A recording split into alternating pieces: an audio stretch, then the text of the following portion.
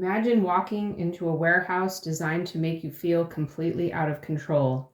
You only came in for a gallon of milk and a pack of paper towels, but 45 minutes later, you find yourself pushing a massive metal flatbed cart towards the registers, loaded down with 60 packs of giant trash bags, a massive block of cheddar cheese, and 3 outdoor patio sets you didn't know you needed until 5 minutes ago. Your receipt prints out. It is 3 feet long. You just spent $250. How does this happen every single time? Most people assume they just have poor impulse control, but the truth is much more calculated. From the moment you flash your membership card at the sliding doors, you are entering a finely tuned psychological maze. Every single element of this warehouse, from lack of signs on the aisles to the concrete floor beneath your feet, has been mathematically engineered to get you to spend. But here's the secret. Costco left a trail of breadcrumbs right under our noses. On the very price tags we look at to make our decisions is a hidden language. It's a secret system of codes, decimals, and symbols meant for inventory managers. But once you know how to read them, they act like cheat codes to the entire store. They tell you exactly when a product is secretly on sale, when it's about to be discontinued forever, and when Costco is practically begging you to take it off their hands. Today, we are decoding the secret language of Costco and showing how the psychological tricks they use to make sure you never leave with just milk. Let's start with the prize of the entire warehouse, the price tag. To the untrained eye, it's just a white piece of cardstock with some numbers on it, but to a retail insider, those numbers are a map.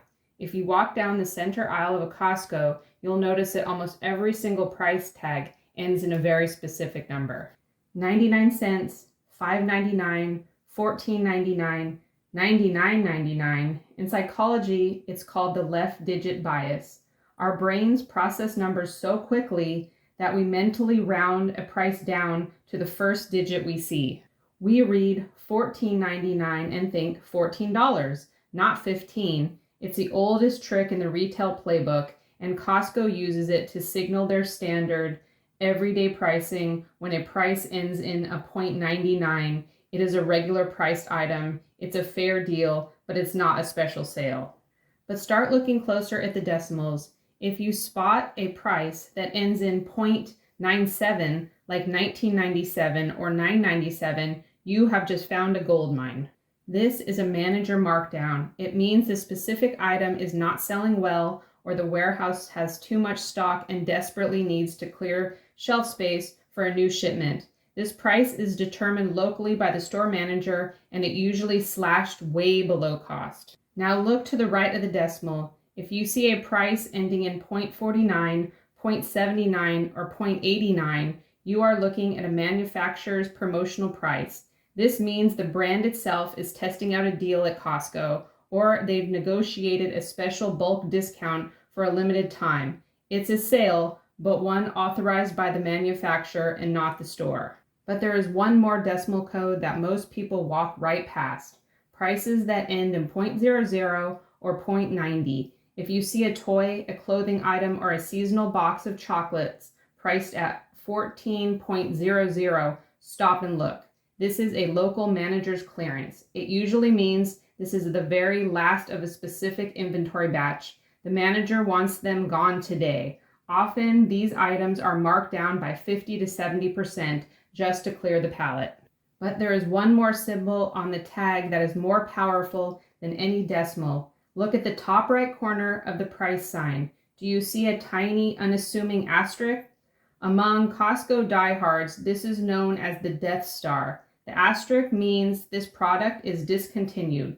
Costco has decided not to reorder it. It might be because the manufacturer stopped making it, or because Costco is replacing it with a different brand, or because the season is ending. When you see the Death Star, it means what is on this pallet is all that's left. If that's a product you love, you need to buy it now, because once it sells out, it's gone for good.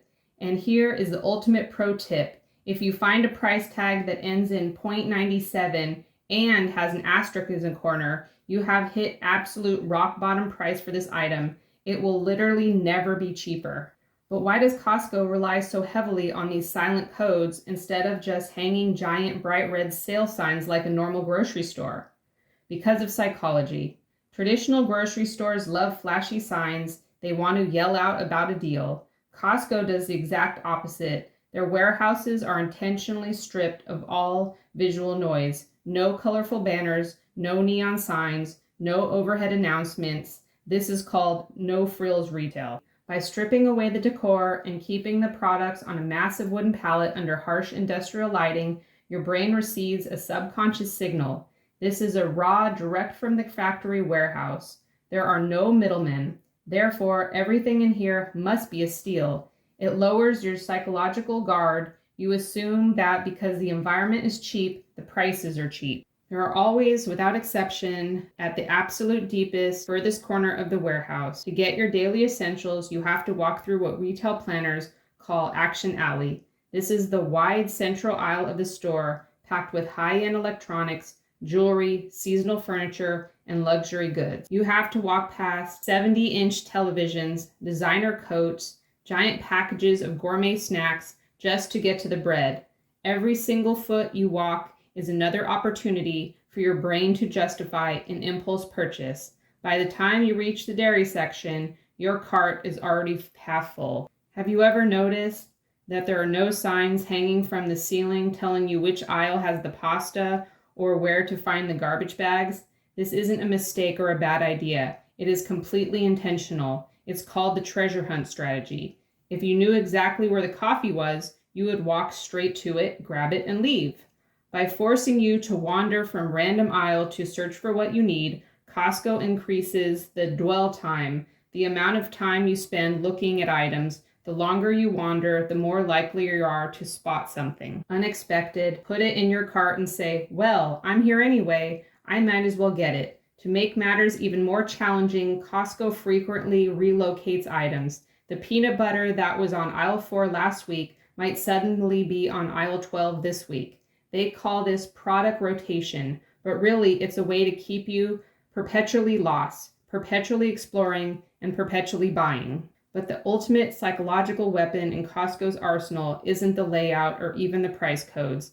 It's the membership card in your wallet. When you pay $60 to $126 a year just for the right to walk through the door, a fascinating shift happens to your brain. This psychological phenomenon known as the sunk cost fallacy. Because you paid upfront for a membership, your brain tells you that you need to shop at Costco as much as possible to get your money's worth.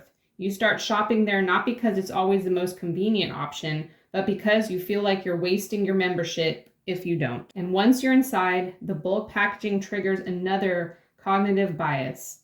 We are conditioned to believe that buying in bulk is always cheaper. If a giant tub of mayonnaise costs $12, we assume it's a better deal per ounce than the smaller jar at the local grocery stores. But often it is, but not always. Sometimes the unit price as a standard supermarket on sale is actually cheaper. But because we are in the warehouse mindset, we turn off our critical thinking. We buy 3 pounds of spinach, only for half of it to go bad in our fridge a week later. In retail, this is known as the phantom savings. You saved money on the unit price, but because you bought more than you could realistically consume, you actually lost money in the end. But the dopamine rush of getting a deal is stronger than we happily overlook the wasted food. Costco is a masterpiece of modern business. It is a place where we willingly pay a company for the privilege of spending hundreds of dollars on things we didn't know we wanted, all while feeling we've somehow won. And in a way we do. The deals are real, the quality of Kirkland brand is legendary, and the system works. But the next time you push your massive metal cart through those sliding doors, remember the rules of the game. Look past the towering pallets, ignore the smell of rotisserie chicken pulling you to the back of the store. Instead, look down at the little white card, look for the .97s, which out of .00, and keep your eyes peeled for the Death Star. Because once you know how to read the secret language of the warehouse, you aren't just a shopper anymore. You are the one in control.